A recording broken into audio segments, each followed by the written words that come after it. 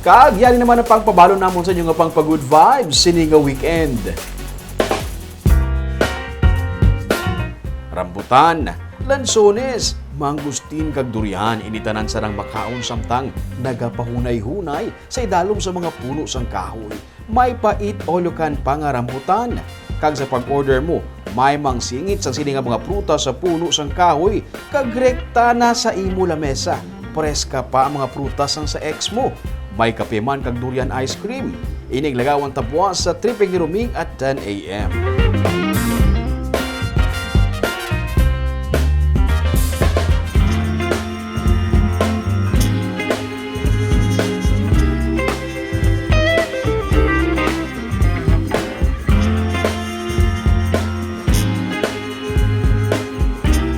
Naagyan niya ang mamudot sang basura kag manglabada, pero karon nakilala siya hindi lang bilang gwapahon nga protocol officer ni ani Presidente Rodrigo Duterte kundi bilang maalwan kag mabinuligon nga negosyante nga tumandok sa Barangay 16 sa Bacolod City.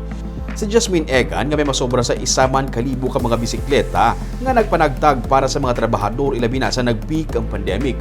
Aton siya kilalahon sa isa naman ka episode sang Baganihan sa Sunday.